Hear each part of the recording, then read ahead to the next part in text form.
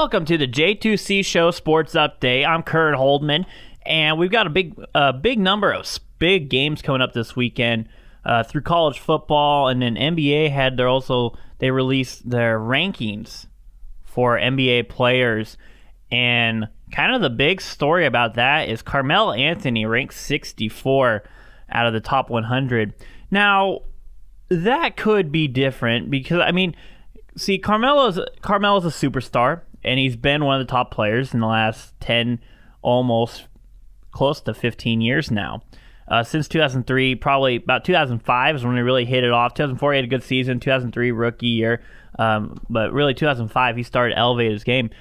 But we're looking at this. There's a lot of good players here in the NBA. And Carmelo getting ranked 64. Now, my opinion, I don't think he's that high on the list. I don't think he's 64. I would say he's in the top 50. He's easily in the top 50 just by the amount of work.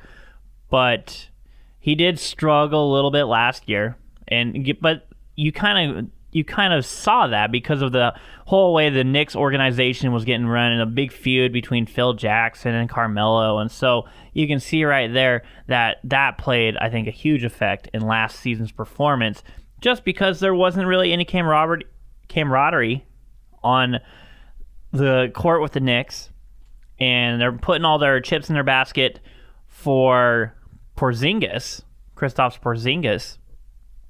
Carmelo Anthony, again, there's also a lot of things going on. We're still hearing about the trade. We haven't heard anything about the trade to Houston or Portland. They're still trying to figure out what's going to be the best way to either trade Carmelo, and then if they find a package that's good enough to get Carmelo to sign on his no-trade waiver clause. So that's another whole ordeal, trying to figure out if they're going to play with Carmelo in this season with the New York Knicks, or is he going to be in Houston? Is he going to be in Portland? Is he going to be in Cleveland? We don't know where is he going to be. So we're still wondering on that one. But back to this chart where they had their players ranked. Him at 64. I think that's high. That's pretty high. I still think he is in the top 50. I really think he does. But we're going to go ahead and we actually have the list right here. And no, this is a different list. This isn't the official. This is the list that Sports Illustrated had. And we'll actually compare it because right now Carmelo Anthony is ranked 37 on their list. So at least their list, they have him almost below, or just about halfway, cut that number in half that he's on this other list. So, we're still trying to figure out. Again, this is all just preseason hype. It really doesn't matter when you get into the season. This is just a players list saying, these are the best players from 1 to 100, but who really cares until you get to play in the season? Yeah, you're the 60th best person in this preseason list. Prove us wrong. That's all it's going to be. I think it's going to be a motivational factor for Carmelo. Probably these players don't really pay attention to it because, again, when you get in the NBA, it's all about winning rings. You can have all this single success and individual success in the NBA, but you want to get rings. All these top players, that's why you're shifting to these mega teams with other top players, because they want to be in a place to win championships. And how Golden State, their team is really the bar. If you want to win a championship, you got to be on our level. Then they're going to make teams like that. So all this individual, you're the number 15 player on the list, you're the top 20 player, I really don't care. I really don't. Honestly, I just think it's just a crock pot full of shit, because when you play a sport, especially a team organized sport, let's say, for example, the NBA, when you go in there, you can win all these MVPs, you can win all these individual awards, but your career isn't fulfilled, or it doesn't get to a point unless you win that NBA championship. So all these individuals, perfect example, Russell Westbrook. Last year, he had his big triple-double career. He won the MVP. He got all these individual rewards. However, their team got blown out in the playoffs in the first round. They were like the 6th seed, and they played Houston, and Houston annihilated them. Okay? Why aren't we talking about that season? We're talking about the individual MVP award to Russell Westbrook, yeah, but we're not talking about him relatively. I mean, he just signed a 10-year deal with Jordan. That's big news. I mean, it's one of the biggest deals as a sponsor you can sign, especially with a brand like Jordan in the NBA. But unless your team is successful in winning the championship, we're talking more about the Golden State Warriors and what they're doing this offseason than Russell Westbrook. So, again, individual stats, individual career, it's good to a point, but nothing's really capped off until you win the titles. I mean, you can say more. Honestly, I still think LeBron James is a way better player than Russell Westbrook. Now, but LeBron James, wherever he goes, he's a title contender. So he brings that factor to a team. That's why he's the best player in the NBA, and that's why he is probably going to have maybe 2 or 3 more seasons at that spot. I think Kevin Durant will probably over time take over that number 1 spot as player in the NBA.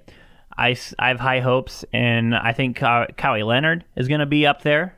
If he's not already, he's probably in the top 5 as well as all around. But LeBron James has this kind of superstar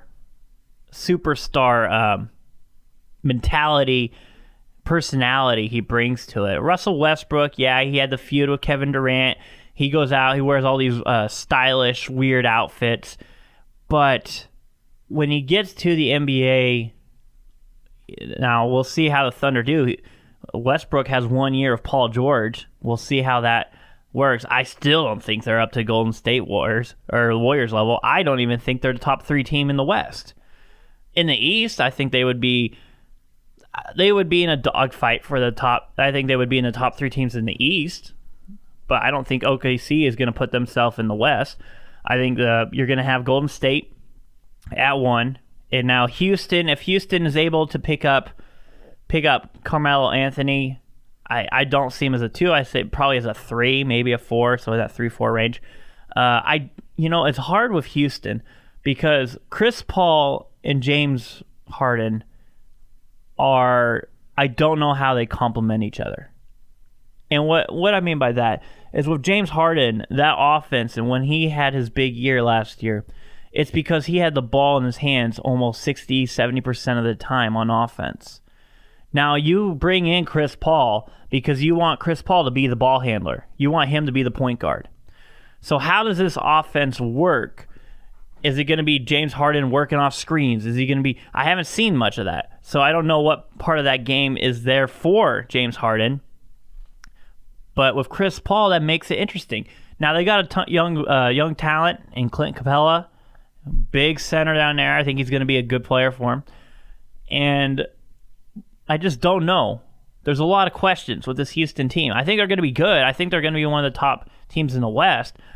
But I don't know how good. And are they a level? Again, we're looking at the level. If you want to win a championship, you've got to be on Golden State levels. And Cleveland's not on there. I don't think... I mean, Cleveland's going to be good. They're going to be in 1-2 of Boston.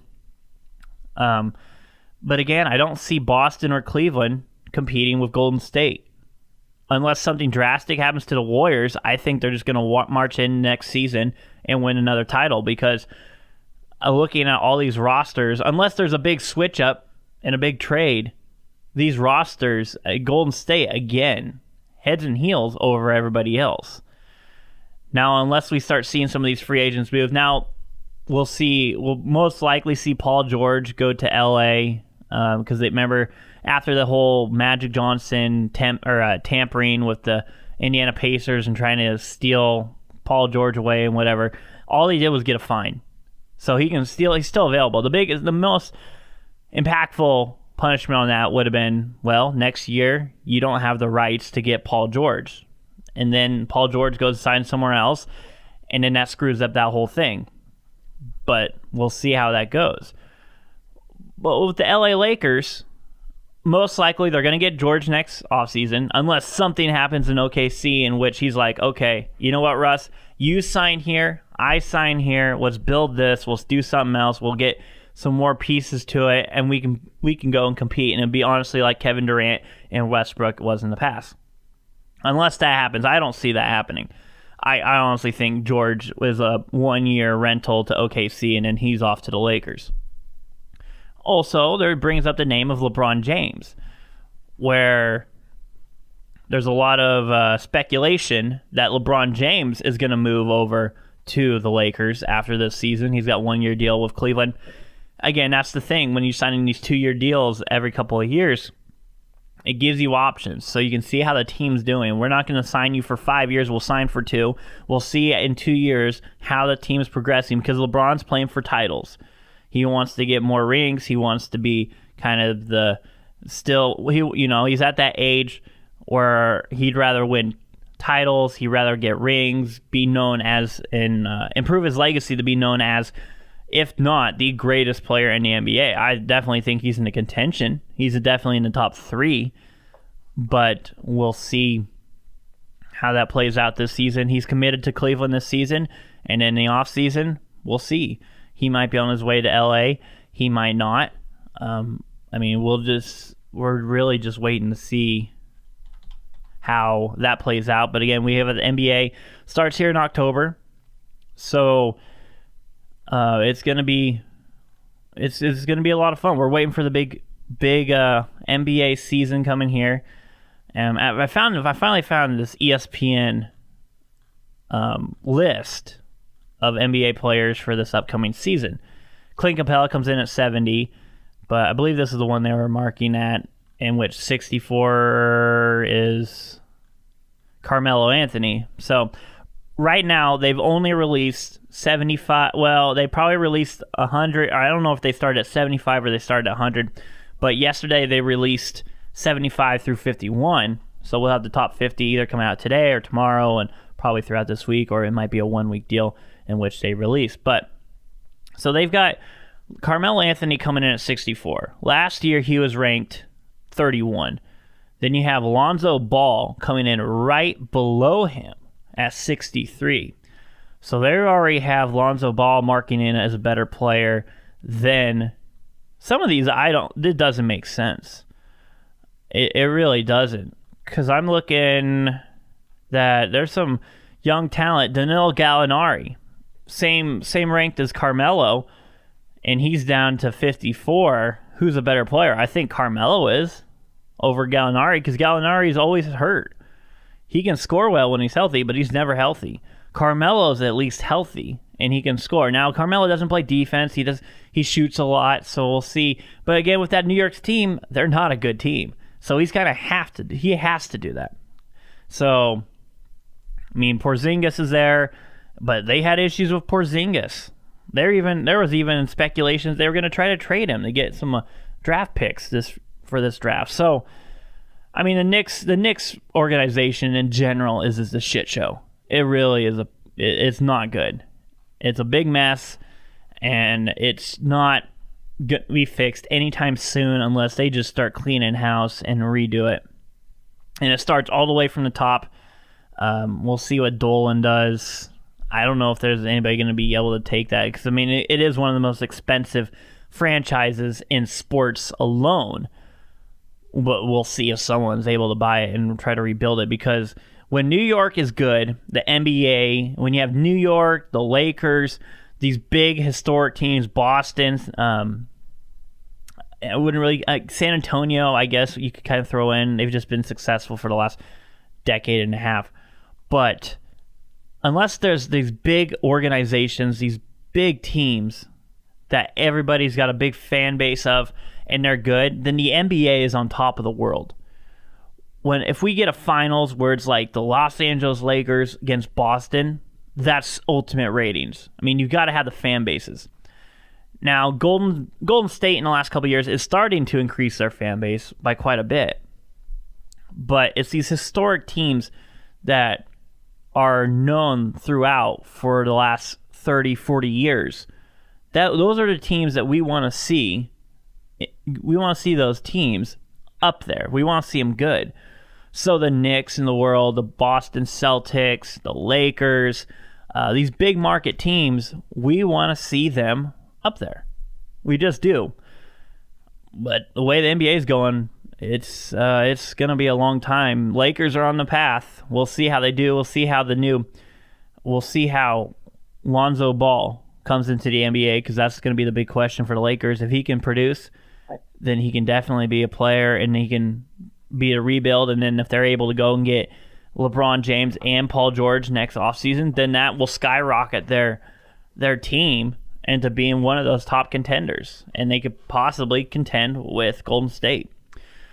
But again, that's all next offseason. That's enough for basketball. We're going to go ahead and move over to our NCAA. We do have some NFL stuff, but NCAA, our big results. Yesterday's podcast I released, we had our fantasy football results, and so we'll have another one coming up either Monday or Tuesday, and we'll have new results for week 2. Probably Tuesday morning we'll have the results for week 2. It's an interesting one. But as we're looking through college football, we've got a couple of big games coming up this weekend. We had the first 2 weekends alone, as we go into week 3, the first 2 weekends alone, we had huge matchups. And matchups that really could change the outlook of the football bowl series. I mean, we had Oklahoma really just whipping the shit out of Ohio State in the second half. Looking at this week, big game, Clemson at Louisville. Lamar Jackson takes on the Tigers. That's going to be an interesting one. They postpone our other top 25 matchup due to Hurricane Irma. Again, we wish our best of luck to all those down there suffering through Hurricane Irma. We wish you the best and hope that everything gets recovered speedily and that everyone is all safe. Miami is at Florida State, but again, that's postponed. We'll probably see that one, since that's a huge matchup. We'll probably see that one later in the season, or if they have to go to a different location to play, but we'll know in what they do is that one. Texas at USC. That's going to be that's an interesting one. I don't think Texas, will see how Texas is able to recoup after the last 2 weekends, having some difficulties. Best way to put it.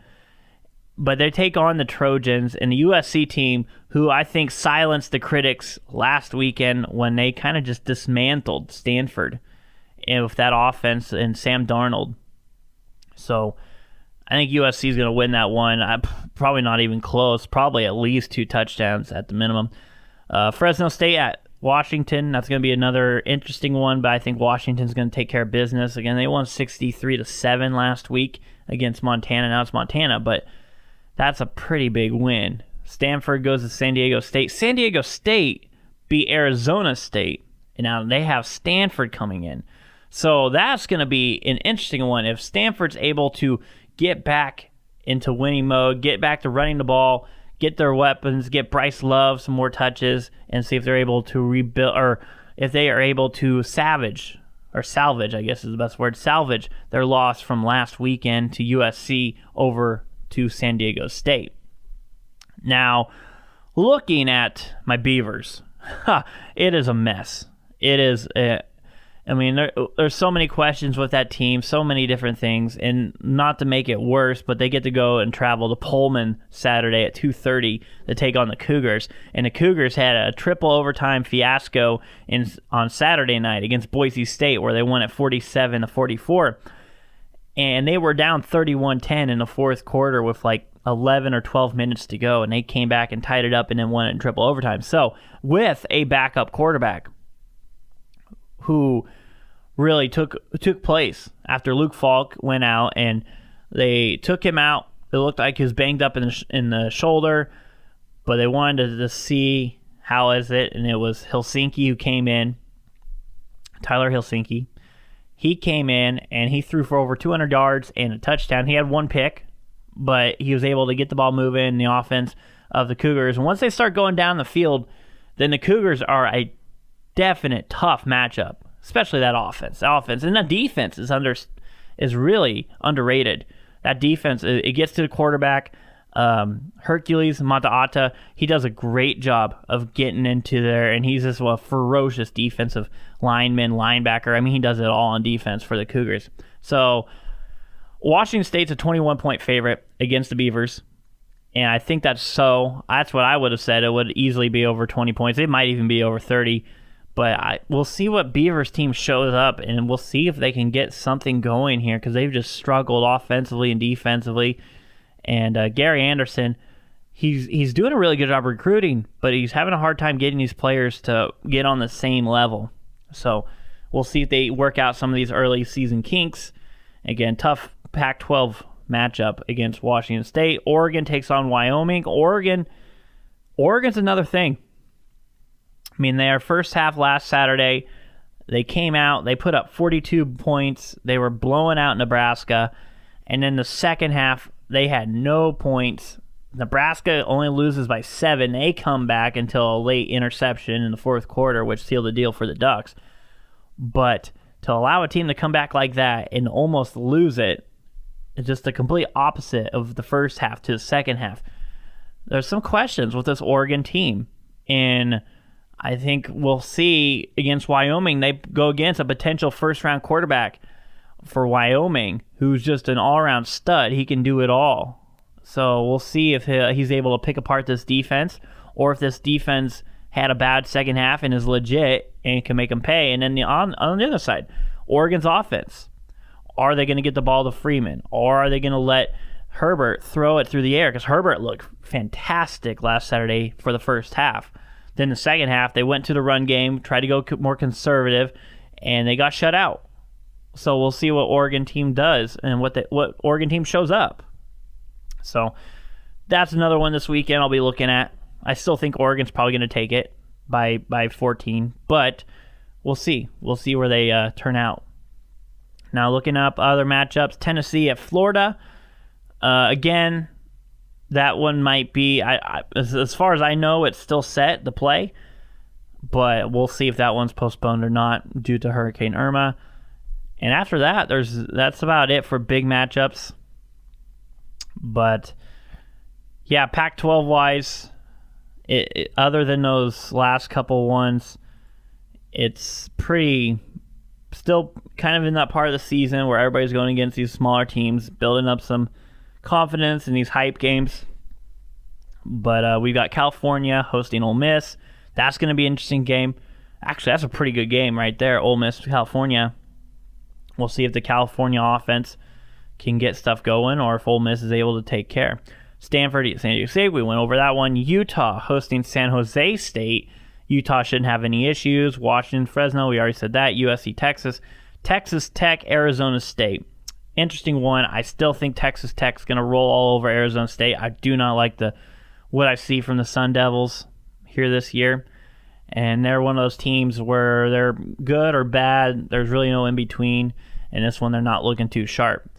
Then we've got, other than the Oregon games, Oregon and Oregon State, we've got Colorado hosting Northern Colorado. Colorado's looking good. Don't have them having an issue with Northern Colorado. Memphis and UCLA. This is the big question. And is UCLA's quarterback, Josh Rosen, is he the real deal? I think he is. He's been playing for 3 years there at UCLA, and he's probably the number 2 quarterback. Maybe, looking at top 3 for quarterbacks, the Pac-12 is loaded with quarterbacks. Sam Darnold, I think, is probably your number 1. Number 2, I would give it to Rosen, and then 3 and 4, I would probably go in with Falk and then Browning, and then Herbert at 5. And now QB style quarterbacks, that's going to be the issue. Herbert, I think, can develop into that. Again, he's a spread option, but he's definitely got the arm. He's definitely got the talent and can make the throws. So I think he can really bump up. But again, he's only a sophomore. All these other players, upper class, well, Darnold's a sophomore as well. But his maturity on the field is ridiculous. And he is just talented, and he's got this USC team rolling. But I think Herbert can do special things at Oregon, and I really like what he does there, and he can be developed into a really good player in college and possibly in the NFL. Oregon State, we'll see. I mean, Luton's got Jake Luton. He's got he can make the throws. He's got the arm, but the accuracy still needs to develop. So I think time will help that. Again, switching over to playing D1 defense over D2 defense or junior college defenses is a transition. Definitely a lot of better players, a lot of different looks you're going to see. So just working in his timing with the receivers, getting everything kind of set. Now he's had 3 weeks. So, I mean, time will tell. Time will really tell. But I think Oregon State should be improved.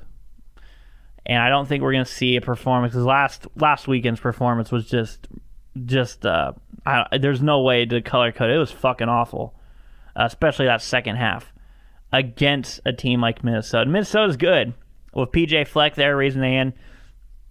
They're definitely good, but there's no way you should play a second half like that against a team that really defensively isn't known. Offensively, yeah, but defensively, they aren't that great. So that was just kind of pathetic. So we'll see how they do this week. Looking at NFL as we move over. NFL-wise, we've got a couple of big games starting tomorrow night. Houston at Cincinnati. Cincinnati look awful. So Dalton. Andy Dalton, I think he's almost done in Cincinnati. I just think Cincinnati's going to be to the point where they're going to need to either start letting McCarron, I don't know if McCarron's still there, but either developing him or they're going to go shopping and might be tanking for the draft and seeing if there's anybody available that they can get, because I think they're on the point of restarting there. I mean, you've got offensive weapons all over their place, and the quarterback play is just not getting it done. So I think Houston, they start Deshaun Watson. He's going to be ready to go. So we'll see how he does against Cincinnati. Not a great defense, so he could have a decent performance here and try to get this Houston team back on track after kind of their big loss last weekend. Cleveland at Baltimore. Baltimore, I like them. Cleveland's not bad. I mean, they're better than last year. Their defense has improved. DeShone Kizer is not looking too bad. He's still wild. Still making some impatient throws. But that's to be expected of a rookie. So we'll see how that one goes. But I think Baltimore's going to take it. Carolina, Buffalo, I like Carolina in that one. Defense is back. Cam's playing pretty well. And they're going to have Jonathan Stewart, who's running really well right now. And you got Christian McCaffrey out of the backfield. So they got a lot of talent, a lot of speed on offense, and they got a defense to match. Arizona, Indianapolis. Both these teams, I think Arizona's going to beat Indianapolis. Indianapolis looks awful until they get Andrew Luck, and they'll still be bad, but better. But Arizona, again, they lost David Johnson for most of the season, 2 to 3 months with a broken left wrist. So that, again, is going to play factor. Arizona's got a decent defense. They didn't play too well last week, but I think they'll be better in Indianapolis. Tennessee at Jacksonville. Jacksonville came out of nowhere. Leonard Fournette, 100 yards on the ground. Defense played really well. Calais Campbell had some big sacks. They had 10 total sacks. But Tennessee, my dark horse in the AFC, they had a rough game against Oakland. I think they're going to come back. They're going to get things motivated. They're playing against a tough defense. Jacksonville's got a tough defense. So maybe this is the year that Jacksonville finally proves us that all the money they've spent on defense and all the money they put into that team is starting to build a roster, because last year they were shitty, and the year before that they had one decent season. They were getting there for the playoffs, and then they kind of blew up in the last second half of the season. But maybe this is it. Maybe Blake Bortles is Blake Bortles. They have some offensive issues through the passing game. The passing game's out there. It's all on the ground. And that's how they're going to win. They're going to have to win with defense and ground and pound. Kansas City, Philadelphia. That's going to be an interesting game. Kansas City, I like them. I mean, they've got so many playmakers. They're so fast on offense. And with Alex Smith, Again, he had a big game against the Patriots. We'll see if that Alex Smith shows up or if we'll see more of the conservative check down guys. He's got so much talent, though. So I Kansas City is just a really good team in AFC. I think, again, title contender, I believe. Philadelphia, Carson Wentz looked pretty good. Again, we'll see how that does, if they're able to get around this defense. But I like Kansas City. New England, New Orleans, I like New England. There's really nowhere to explain it, but I just like New England. I think they're going to bounce back. New Orleans has a pretty bad defense, really bad defense. So, Minnesota, Pittsburgh, interesting game. This is a toss-up. I think I'll go Pittsburgh just at home because I like their matchup against Minnesota. I think this offense, they had a rough week one, especially Le'Veon Bell, but I think they'll get him going. They're going against a tough defense in Minnesota, so we'll see, but they're playing at home. I think that always helps the Pittsburgh Steelers. Tampa Bay at Chicago. Again, we'll see if that one is played during Hurricane Irma, but we'll see if they move that one or not. Miami at Los Angeles. The Chargers at Dolphins. Dolphins get their first game.